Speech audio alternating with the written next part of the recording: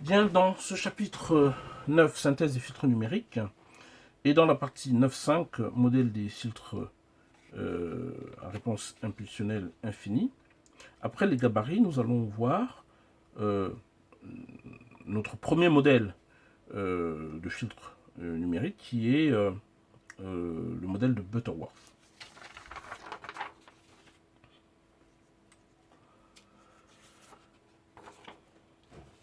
Alors, on a besoin de choisir un modèle de filtre pour pouvoir déduire notre filtre numérique, la fonction de transfert en Z de notre filtre numérique. Eh bien, on a différents choix de modèles. Donc, nous allons en voir deux. Le premier ici, c'est donc le modèle de Butterworth.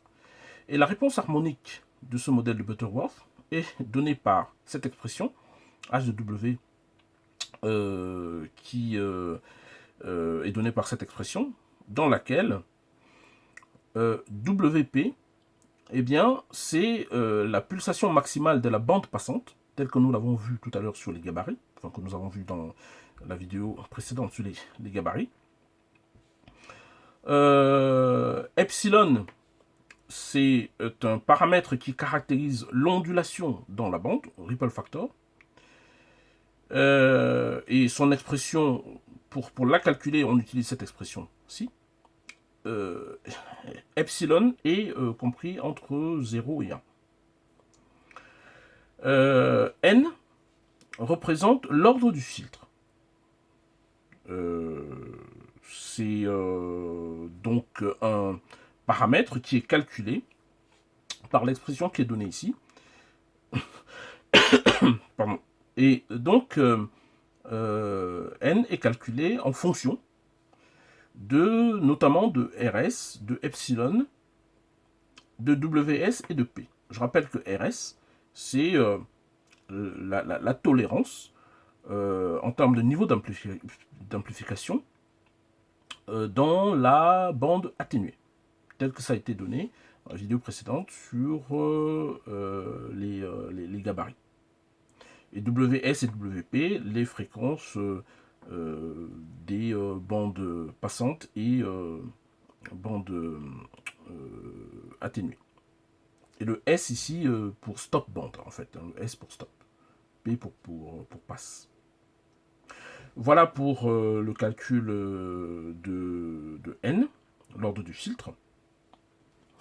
Maintenant, nous allons voir à quoi ressemble le diagramme de Bode du filtre de Butterworth.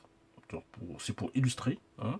Donc, ce type de filtre a un diagramme qui ressemble à celui-ci. Donc, on peut remarquer que dans la bande passante, on a un comportement extrêmement plat. Et c'est quelque chose, c'est une caractéristique qui est recherchée puisque ça permet de garantir une certaine linéarité en atténuant les ondulations. Avantage du modèle de Butterworth, il y a un principal avantage qui est la faiblesse de l'ondulation dans la bande. Hein, c'est ce que nous avons vu ici. On a effectivement un comportement extrêmement plat, très très très peu d'ondulation dans la bande. Inconvénient, eh bien, c'est la faiblesse de la raideur de coupure dans la bande de transition. Dans la bande de transition ici, idéalement, il faudrait un filtre avec une coupure extrêmement raide pour séparer facilement, enfin pour séparer de manière nette les fréquences dans les bandes adjacentes. Et donc malheureusement, dans le cas du filtre de Butterworth, eh bien, on a une raideur qui est assez faible.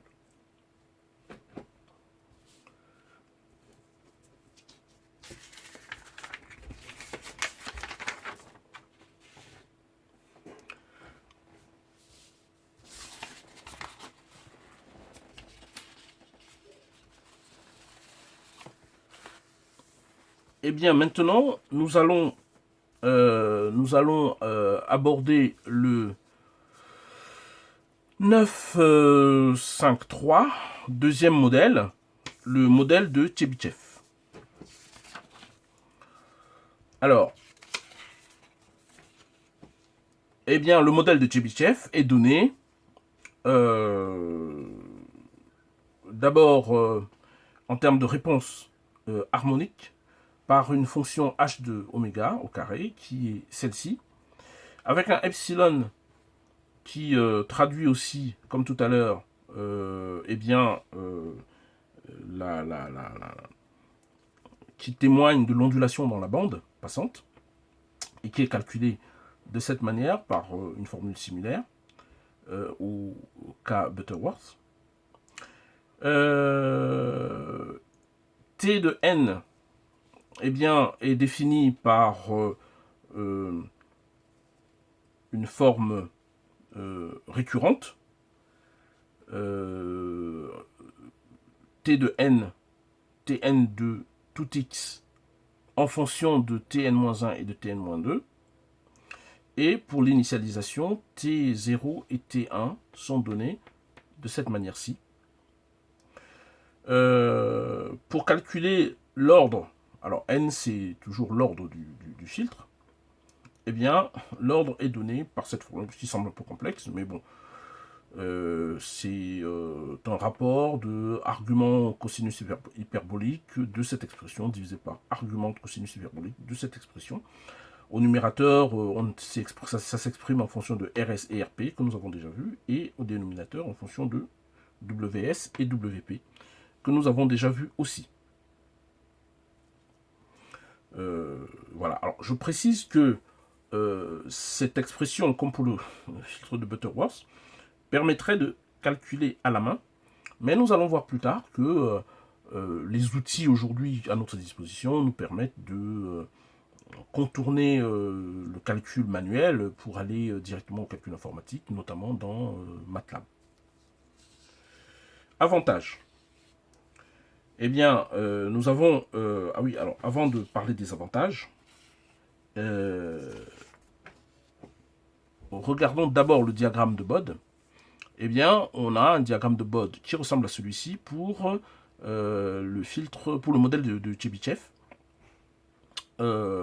Et donc, ce comportement dans la bande qui présente, comme on voit ici, une ondulation qui est plus importante que dans le cas du modèle de Chebyshev, et dans le cas du modèle de Butterworth.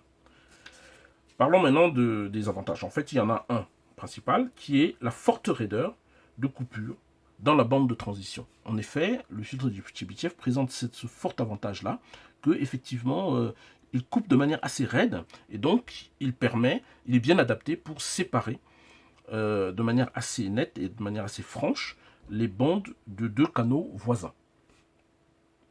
Donc voilà pour l'avantage. Et inconvénient, eh bien, il y a une forte ondulation dans la bande, on pouvait s'en douter. On voit ici une très forte ondulation dans la bande, en tout cas beaucoup plus importante que dans le cas du filtre du modèle de Butterworth. Voilà pour les avantages et les inconvénients du modèle de Chebyshev.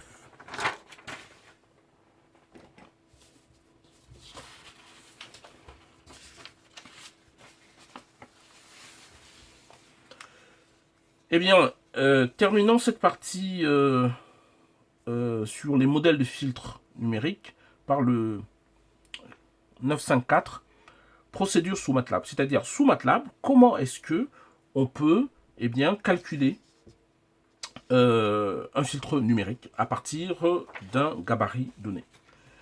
Eh bien, il y a 3 étapes. La première étape, c'est l'initialisation des paramètres. Alors, on va commencer par définir les paramètres WS,